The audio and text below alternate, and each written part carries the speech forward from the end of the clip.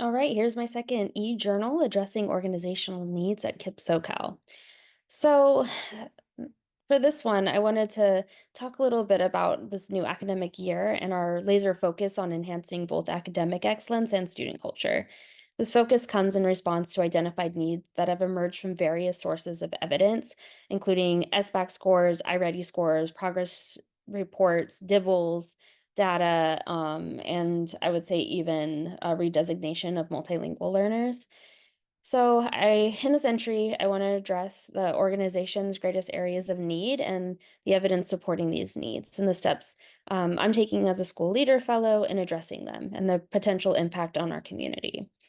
So, thinking about the first area of needs, it's academic support and the need for intervention. In the past, KIP has been very strong and had very strong overall performance in both reading, writing, and math. Some students had shown a need for more individualized academic support.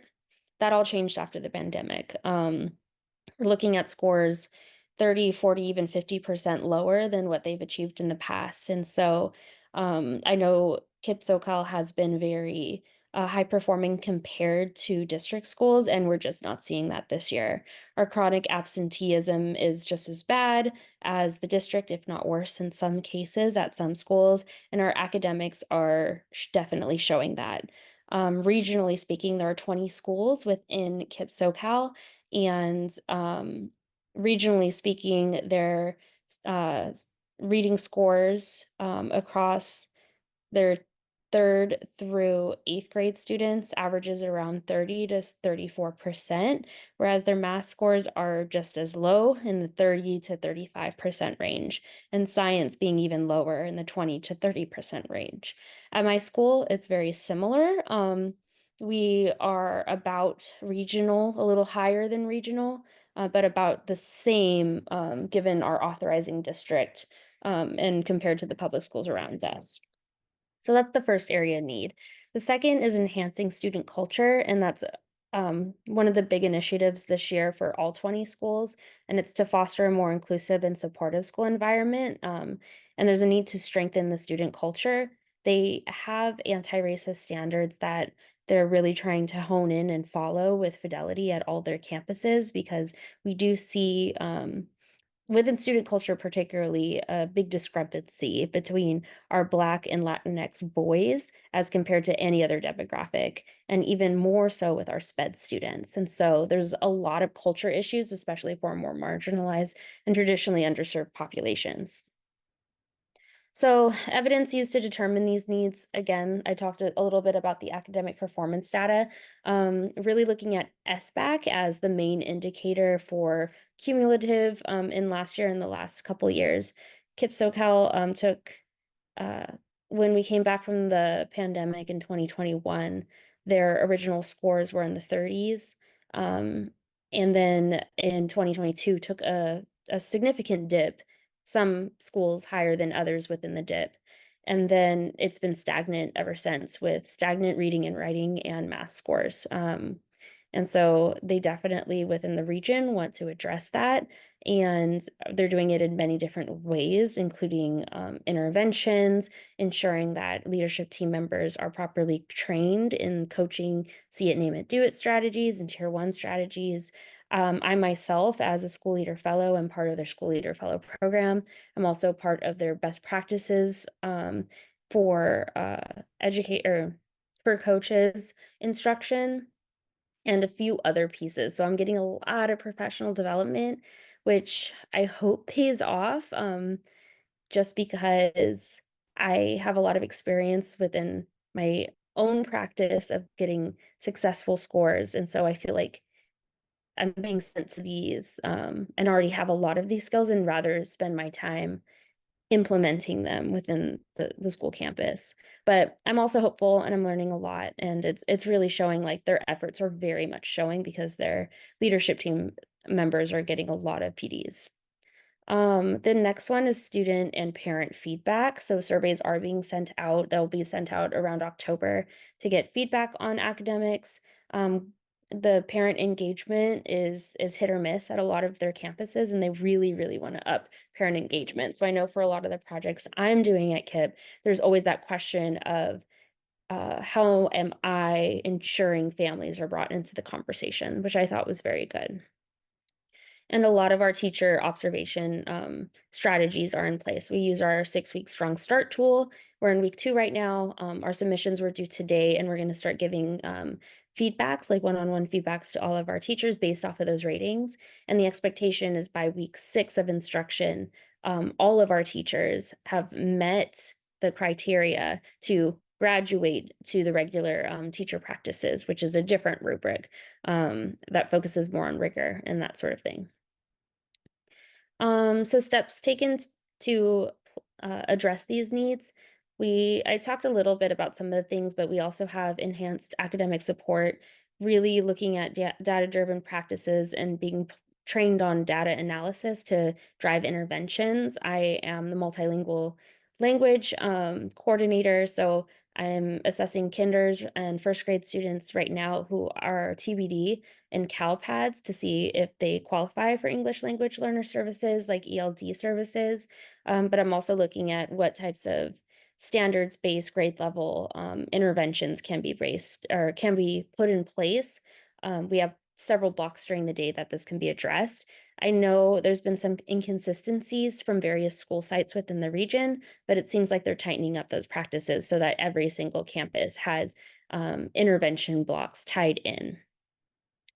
We also have ample professional development. I myself have already completed over 16 hours of professional development, and it's week 2. So there's a lot. I feel like we're getting pulled a lot as leaders, but it's also for the purpose of alignment in these different initiatives.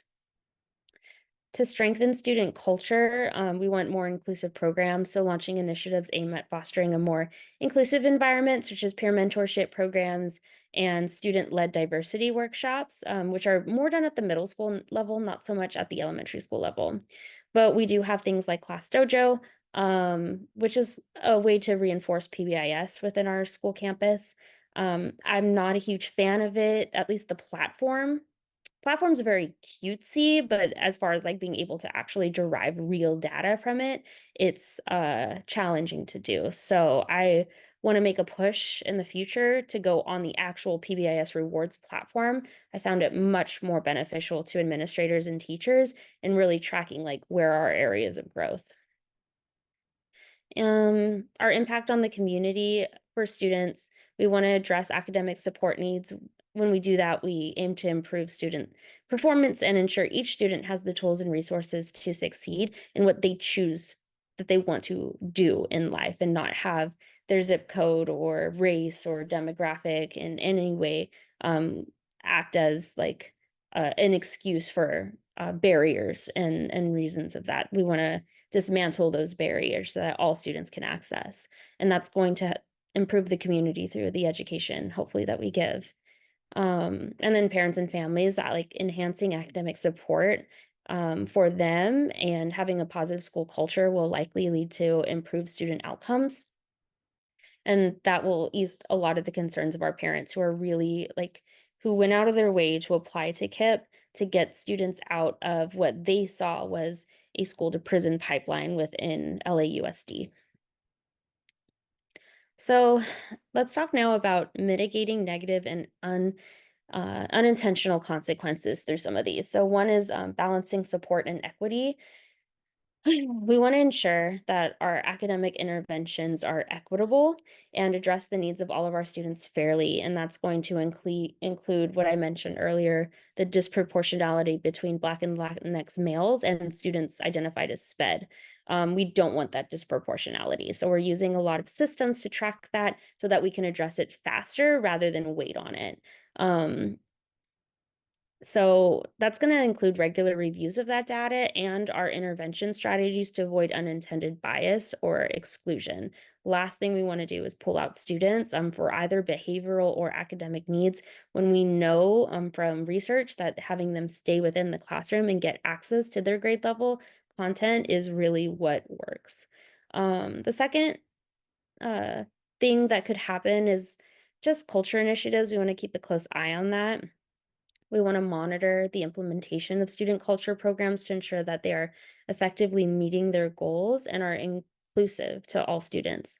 And then we need feedback mechanisms to do this, a place that really quickly identifies and addresses issues that arise. And then, of course, making sure all of this, all of the decision making, everything that affects our students and staff is transparent and communicated transparently. That's going to maintain a lot of open lines of communication with all of our stakeholders. The obvious being student, parent, and teachers, and that's critical for these things to work.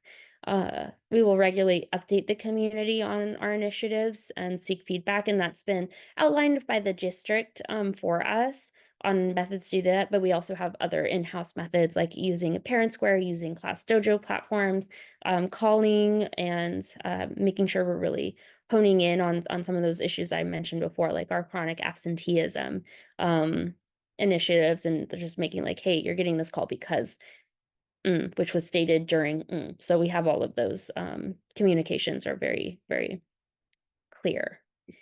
I think in conclusion, KIPP SoCal is very evidently committed to addressing the needs of their students, um, and just really wanting to make it very anti-racist and inclusive through those practices. So by focusing on the academic support and enhancing student culture, I know we aim to foster an environment where every student can thrive, regardless of their circumstances, which is very similar to what I experienced at Navigator.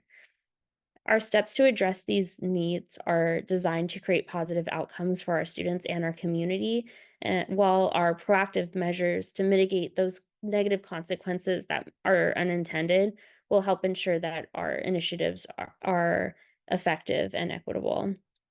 Thank you if you've sat through this entire video. I really appreciate it. Please give me some feedback. But that concludes my response to this prompt.